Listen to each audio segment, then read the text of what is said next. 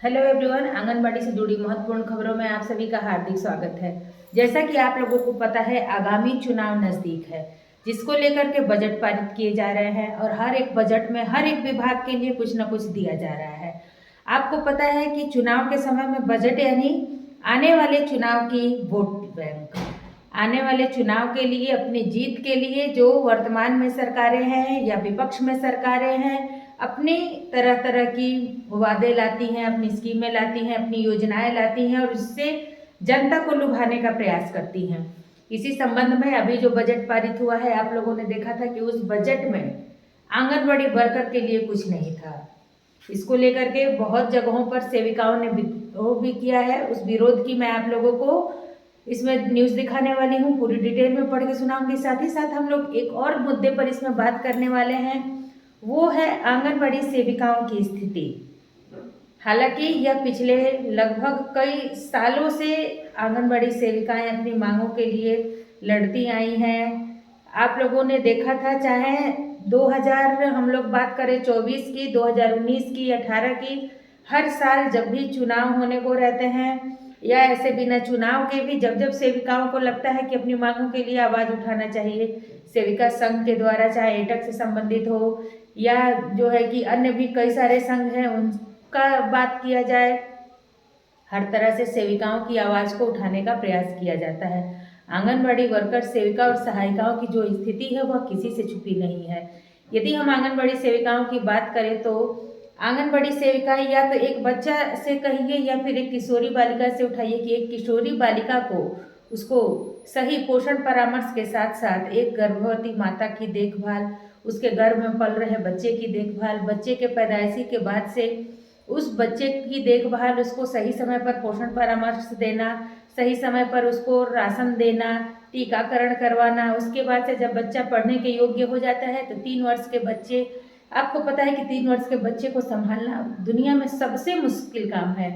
आप जो है कि कॉलेज के बच्चों को पढ़ा सकते हैं, प्राइमरी स्कूल के बच्चों को पढ़ा सकते हैं, हाई स्कूल के बच्चों को पढ़ा सकते हैं, क्योंकि आप जैसा कहिएगा बच्चा वैसा करेगा। लेकिन 3 से 6 वर्ष के बच्चे को आंगनबाड़ी केंद्रों पर 4 घंटा, यदि किसी भी पदाधिकारी को या किसी अन्य विभाग के कर्मी को कह दिया जाए कि आप केवल 1 घंटे आंगनबाड़ी केंद्रों पर जो है कि बच्चे को स्कूल पूर्व शिक्षा की तैयारी के लिए 1 घंटा समय दे दीजिए, तो उनके सर में दर्द हो जाएगा।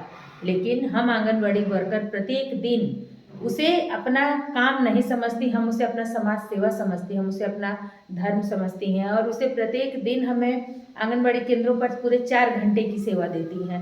केवल आंगनबाड़ी केंद्र पर बात कहा जाए तो 4 घंटे जो है कि कागजी में कहा जाता है कि कागजों के अनुसार हमें 4 घंटे की सेवा, क्योंकि हमें अपने जो सेविका सहायिका उपस्थिति पंजी है उसमें हमें केवल 4 घंटा दिखाना रहता है। लेकिन आंगनबाड़ी केंद्र पर आधा घंटा 1 घंटा पहले से आने की तैयारी, बच्चों को रास्ते में से बुला के लेकर के आना, उसके बाद से आंगनबाड़ी केंद्र खत्म हो जाने के बाद से आधा घंटा 1 घंटा लेट जाना, अपने पोषण वाटिका को तैयार करना, अपने आंगनबाड़ी केंद्रों पर साफ सफाई करवाना, कल के मेन्यू के लिए समय देना, उसके बाद से पोषण ट्रैकर ऐप पर काम करना, अन्य पंजियों को संधारित करना, गृह भ्रमण करना।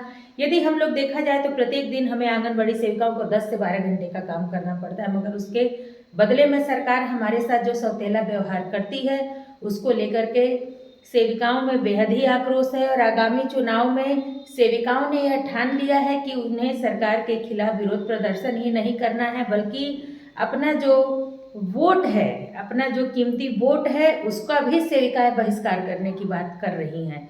यदि सरकार इस बात को गंभीरता से नहीं लेती है तो सेविकाओं ने ठान लिया है कि जिस प्रकार से अपना आक्रोश स्मृति ईरानी पर दिखाया था सभी सेविकाओं ने और स्मृति ईरानी को उनके सीट से उतार दिया, उसी प्रकार से अब की बारी भी 2025 के चुनाव में भी सेविकाओं ने ठान लिया है कि जो है कि अब की बार भी सरकार को गिरा के छोड़ेंगे। और ये बात मैं नहीं कह रही हूँ, मैं आप लोगों को इसका पूरा प्रूफ दिखाने वाली हूँ, पूरी जानकारी दिखाने वाली हूँ, क्योंकि हर एक सेविका की जुबान पर यही है। क्योंकि सरकार के विरोध में हर जगह सेविकाएं नारेबाजी कर रही हैं, सरकार के खिलाफ प्रदर्शन कर रही हैं। इससे यही साबित हो रहा है कि सेविकाएं सरकार से बेहद ही आक्रोशित है।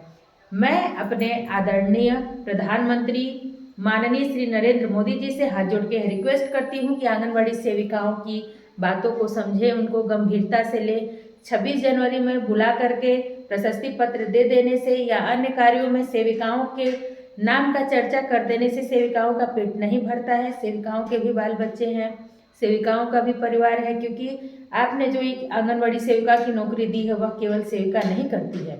बहुत सारे परिवार ऐसे हैं जहाँ पे सेविका के साथ साथ उनका पूरा परिवार लगा हुआ है।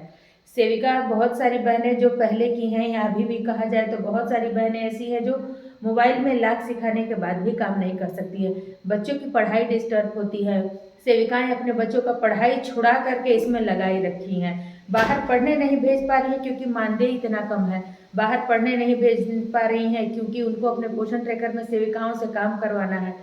सेविकाएं काम करवा रही हैं, प्रधानमंत्री मातृवंदन का फार्म भरवाना है, पोषण ट्रैकर पर एंट्री करवानी है। साथ ही साथ उनके पति भी कहीं कमाने नहीं जा पा रहे हैं क्योंकि उनको ब्लॉक में ले आना ले जाना है, बैंक पर लाना ले जाना है, सामान की खरीदारी करनी है इत्यादि। एक आंगनबाड़ी सेविका के काम में पूरा परिवार लगा हुआ है, लेकिन सरकार सेविकाओं की बातों को नहीं समझ रही है। इससे सेविकाएं बेहद ही आक्रोशित है, नाराज हैं और उन्होंने अब की ठान लिया है कि अब की चुनाव के परिणाम यदि आंगनबाड़ी सेविकाओं का पक्ष में सरकार ने अब की बारी बजट में कुछ नहीं दिया तो चुनाव के परिणाम ही बताएंगे कि सेविकाओं की ताकत क्या है। यदि आप मेरी बातों से सहमत है तो वीडियो को लाइक करें, चैनल को सब्सक्राइब करें, आंगनबाड़ी का व्हाट्सएप ग्रुप में जरूर शेयर करें। बहुत जल्द हाजिर होती हूँ कुछ और महत्वपूर्ण खबरों के साथ। तब तक के लिए सभी दोस्तों को नमस्ते।